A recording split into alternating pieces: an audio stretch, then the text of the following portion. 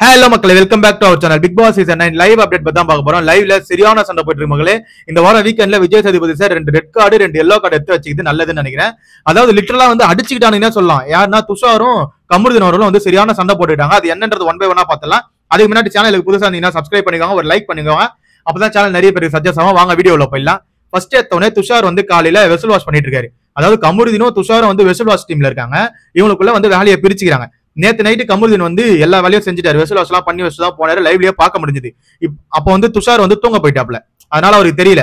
காலையில வந்து கமருதீன் வந்த உடனே என்னன்னா அவங்களை இந்த பக்கமே பார்க்கவே முடியலையே அப்படின்னு வந்து கேட்ட உடனே கமருதீன் வந்து காண்டாயிட்டாப்ல. ஏங்க இப்ப நீங்க கேட்கறதுக்கு மீனிங் என்னன்னா நான் வேலையே செய்யல அப்படின்ற மாதிரி இருக்கு.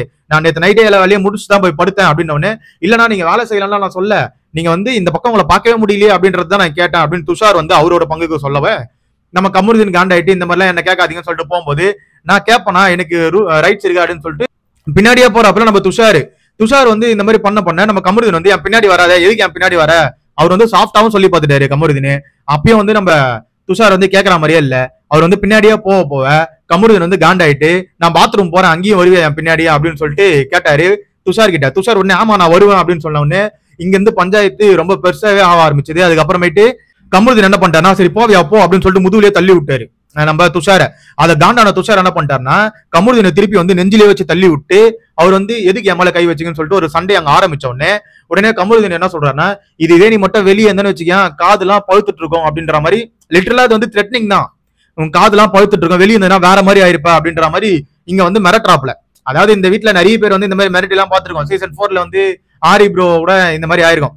ஆரி ப்ரோ வந்து இந்த பாலாஜின்றவர் வந்து சொல்லியிருப்பாப்ல உன் கண்ணெல்லாம் பழுத்துற வெளியே இருந்தா நீ வேற மாதிரி ஆயிடுவா அப்படின்னு சொல்லிட்டு. இந்த மாதிரி தான் ஒரு பிரச்சனை வந்து லிட்டரலா அங்க போயிட்டு இருக்கிறத பார்க்க முடிஞ்சது. இதுக்கு வந்து கண்டிப்பா வந்து விஜேஎஸ் வந்து அட்ரஸ் பண்ணுவாப்ல. இதுல வந்து கமருதீன் மேல தப்பு இருக்கான்னு கேட்டீங்கன்னா ஆமா, கமருதீன் வந்து அந்த மாதிரி சொன்ன வேர்ட்ஸ் வந்து தப்பு. வெளியே வா நான் பாத்துக்கிறேன், வெளியே வந்தா அடிச்சு கண்ணெல்லாம் பழுத்துறோம் அப்படின்றதெல்லாம் வந்து இங்க வந்து த்ரெட்னிங் தான். இது வந்து பெரிய தப்பு. இதை வந்து விஜேஎஸ் அட்ரஸ் பண்ணாரு. ஆனா இது கொஞ்சமும் சலைச்சது இல்லாம தான் நம்ம துஷார் அவர்கள் பண்ணது. ஃபுல் அண்ட் ஃபுல் ட்ரிகர் பண்ணாப்ல. துஷார் மேல தப்பே இல்லைன்னு யாருமே சொல்லவே முடியாது மக்களே. அவர் எங்கெல்லாம் போறாரோ ஒரு பின்னாடியே போயிட்டு அவர் சும்மா ட்ரிகர் பண்ணிட்டே இருந்தது நம்ம துஷார் அவர்கள். இதுக்கு நம்ம கமருதீன் வந்து எல்கேஜி பையன் மாதிரி பண்ணாத, 9th ஸ்டாண்டர்ட் பையன் மாதிரி பண்ணாத, நம்ம விஜய் பார்வதி சொல்லுவாங்களா அந்த டைலாக்லாம் எடுத்து உட்காந்து பேசிட்டு இருந்தாப்ல. கமருதீன் வார்த்தை ஒரு இதுல ரொம்பவே வந்து மோசமா ஒரு அறிவு வந்து ஃபர்ஸ்ட் நாளே விஜேஎஸ் வந்து அட்ரஸ் பண்ணியிருந்தாருன்னா இன்னைக்கு இவ்வளவு தூரம் வந்திருக்காதுன்னு தான் எல்லாரோட கருத்தாவுமே இருக்கு. இந்த வீட்டுல எல்லாருமே வேர்ட் சொல்றாங்க, எல்லாரும் வந்து எல்லாரையும் வந்து மிஸ்பிஹேவ் பண்றாங்க. இதெல்லாம் வந்து விஜேஎஸ் முதலே அட்ரஸ் பண்ணியிருந்தாருன்னா இது இவ்வளவு தூரம் வராது. இப்போ இந்த வாட்டி கூட விஜேஎஸ் வந்து இதெல்லாம் வந்து அட்ரஸ் பண்ணாம போயிட்டாருன்னு வச்சுக்கோங்களேன். சரி விடுங்க பாத்துக்கலான்ற மாதிரி போயிட்டாருன்னா இது வந்து அடுத்த நாள் வந்து எல்லாரும் அடிச்சுப்பானுங்க, அடிச்சு மூஞ்சி முகரெல்லாம் வச்சுப்பானுங்க. இதுவே துஷாரா இருக்கவே கம்னு போயிடுச்சு. இதுவே எஃப்ஜேவா இருந்ததுன்னு வச்சுக்கோங்களேன் இந்த இடத்துல கமருதீன் சண்டைனா கண்டிப்பா அச்சு நின்றுப்பானுங்க. மூஞ்சி கிஞ்செல்லாம் வச்சுக்கினா யாரு வந்து பதில் சொல்றது. அதனால இந்த வாட்டி கண்டிப்பா எதனா ஒரு வார்னிங் இருக்கும்ன்றதுதான் வந்து எல்லாரோட கருத்தாவும் இருக்கு.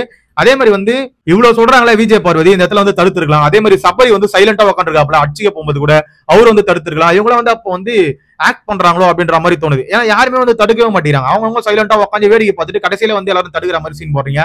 ஏன்னு எனக்கு புரிய மாட்டேங்குது மக்களே. இதுதான் வந்து அங்க லைவ்ல நடந்துட்டு இருக்கு மக்களே. அதாவது கண்டிப்பா ஒரு ரெட் கார்டு இல்ல எல்லோ கார்டு, ரெட் கார்டு கொடுக்க மாட்டாங்க. ஏன்னா இங்க வீட்டுல எவ்வளவு பெரிய விஷயம் வந்தாலும் ரெட் கார்டு கொடுக்க போறதுல தெரிஞ்சிச்சு. எல்லோ கார்டு கொடுப்பாங்கன்னு நினைக்கிறேன், வார்னிங்கும் பண்ணி விடுவாங்கன்னு நினைக்கிறேன். அதை பொறுத்து இருந்துதான் மக்களே பார்க்கணும். இந்த மாதிரி வந்து துஷாரும் கமருதீனும் வந்து அடிச்சுக்கிறத பத்தின கருத்துக்களை கீழே கமெண்ட் செக்ஷன்ல கமெண்ட் பண்ணுங்க. அதை பத்தி நான் தெரிஞ்சுட்டு நம்ம சேனலை சப்ஸ்கிரைப் பண்ணிக்கோங்க. கூட இருக்க பெல் ஐகானை தட்டி விடுவாங்க. அப்பதான் நம்ம போற வீடியோ எல்லாம் உடனே நோட்டிபிகேஷன் வந்து சேரும். Love you, bye, take care.